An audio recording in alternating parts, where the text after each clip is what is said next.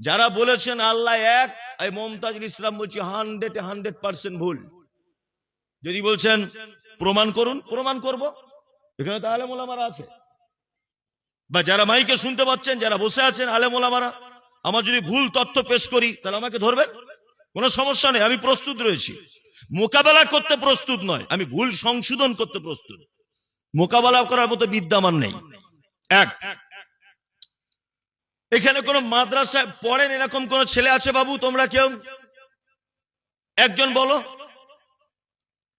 মাদ্রাসার ছাত্র কেউ আছো এখানে? আছে? আছে, অনেকজন আছে, হয়তো ভয়ে হাত তুলছে না। এরা দুজন আছে, এরা দুজন, কয়েকজন আছে না? আর তোমরা কোন জমাতে পড়ো শুধু এটা বলো, কি বই পড়ছো বলো, বলতে পারবে? আচ্ছা, বলতে হবে না, তাগুলো ভয় করছে। তোমাদের কোনো ভয় নেই, আমার ছেলেরও প্রায় 15-16 বছর বয়স, আমার ছেলের বয়সী তোমরা, তোমাদের কোনো টেনশন নেই, ভয় নেই। আমি তোমাদের লজ্জাতেও ফেলবো না, কয়েকটা কথা জিজ্ঞাসা করবো, তোমরা শুধু হ্যাঁ আর না বলবে, শুধু তোমরাই তিনজন। এক, আমরা জানি যে আরবিতে, এই বাংলাতে কিছু সংখ্যা ব্যবহার হয়, যেমন 1, 2, 3, 4, 5, 6, 7, 8 হাবিজাবি 100 পর্যন্ত হয় কি হয় না? হয়। আচ্ছা, এই সংখ্যাগুলো ইংরেজিতে কি বলে? 1, 2, 3, 4, 5, 6 হাবিজাবি 100, তাই তো? তাহলে 100 পর্যন্ত হয়ে গেল। আচ্ছা, এইরকম আরবিতেও কি আছে না নেই? আছে।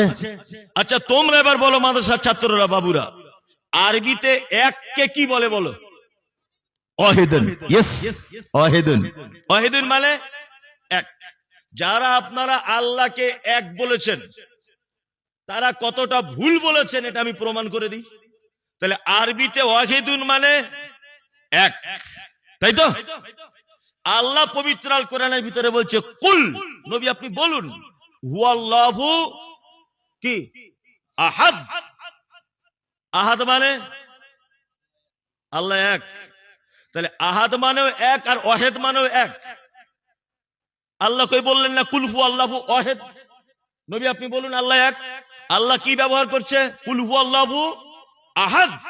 এই আহাদ আর ওয়াহিদের যদি ডিফারেন্স করি, এখন আমি মোটামুটি 20 মিনিট লাগবে।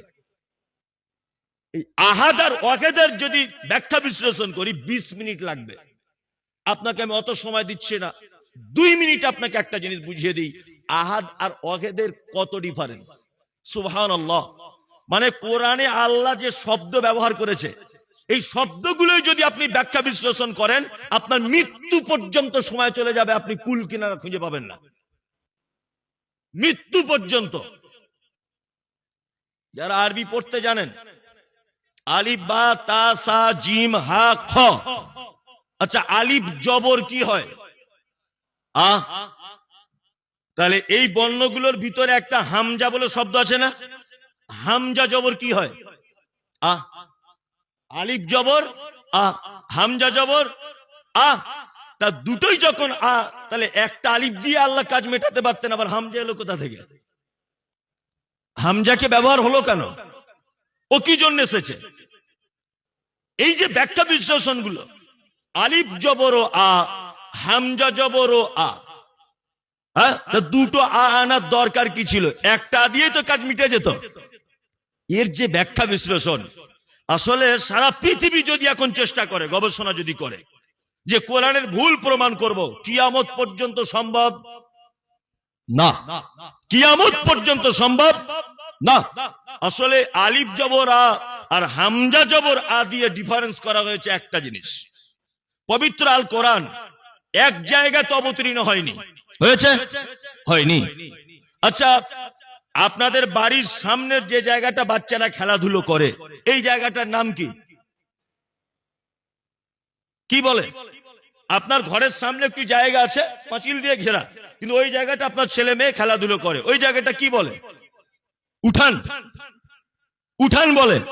উঠান, আমাদেরও উঠান বলে কলকাতাতে, কিন্তু বীরভূমের মানুষেরা বলে কি? হ্যাঁ, আঙিনা। আমাদের বাড়ির আঙিনা এটা বলে। মানে আঙিনা বলতেও যা বোঝায়, উঠান বলতেও তাই বোঝায়। বাড়িতে মায়েরা রান্না করে, ওটার নাম হাঁড়ি। আপনাদের হাঁড়ি বলে না? হাঁড়ি বলে। বীরভূম বর্ধমানের লোক বলে পতিলা। পতিলা বলতেও যাকে বোঝায়, হাঁড়ি বলতেও তাকেই বোঝায়, বুঝায় না? তা পবিত্র আল কোরআন কখনো অবতীর্ণ, আল্লাহ নবী কখনো তায়েফে ছিলেন, তায়েফ অবতীর্ণ হয়েছে। তিনি কখনো বদরে গিয়েছেন, বদরে অবতীর্ণ হয়েছে। তিনি কখনো উহুদে গেছেন, উহুদে কোরআন অবতীর্ণ হয়েছে। তিনি কখনো আপনার মুজদালিফার দিকে গেছেন, ওইখানে একটা আয়াত অবতীর্ণ হয়েছে।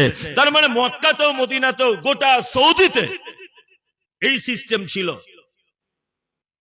মক্কাতে যে শব্দটা আলিফ দিয়ে ব্যবহার হয়, মদিনাতে ওইটা হামজা দিয়ে ব্যবহার হয়। তায়েফে যেটা আলিফ দিয়ে ব্যবহার হয়, ওটা বদরের দিকের মানুষ হামজা দিয়ে ব্যবহার করে। আবার কলকাতার মানুষ বলে 70 টাকা, আমি বসিরহাটের মানুষ বলে 70 টাকা, ওদের উচ্চারণটা একটু আলাদা। মুর্শিদাবাদের মানুষ বলে যে কোথায় গেলি, নদিয়ার মানুষ বলে কোথায় গেলি, কলকাতার মানুষ বলে কোথায় গেলি। আপনাদের এখানে একটা চলতি ভাষা আছেই, কিন্তু সব একই জিনিস, শুধু একটু আঞ্চলিক শব্দের আলাদা।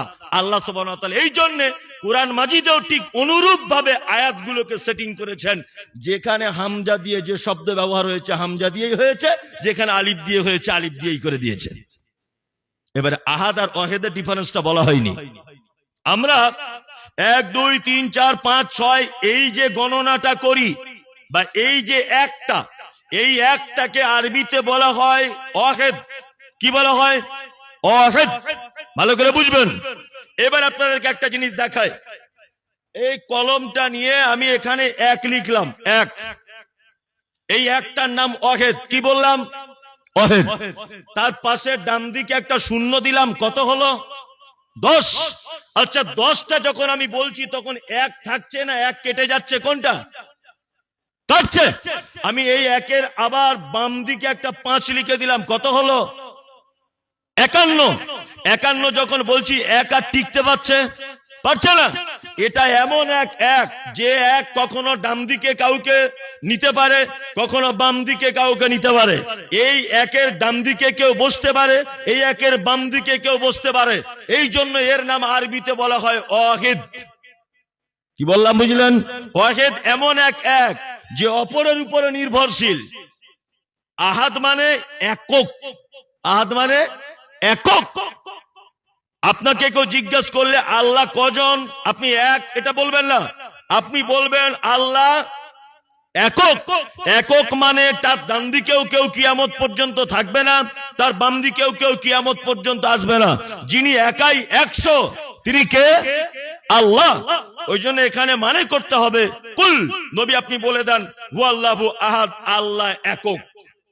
আল্লাহ কি একক? এক নয়। এক হলে দ্বিতীয় পক্ষের সম্ভাবনা থাকে, এক হলে তার আগে পিছে কেউ আসার সম্ভাবনা থাকে, কিন্তু একক যখন আপনি বলে দেবেন তার আগে বিচার কেউ থাকবে না। তার একটা জিনিস জানা হয়ে গেল, শিরক আকবরের অনেক ভাগের ভিতর একটা ভাগ হচ্ছে শিরক ফি যাত। আল্লাহ একক, এইটাতে আমরা মুসলিমরা বিশ্বাসী না অবিশ্বাসী? বিশ্বাসী। বিশ্বাসী।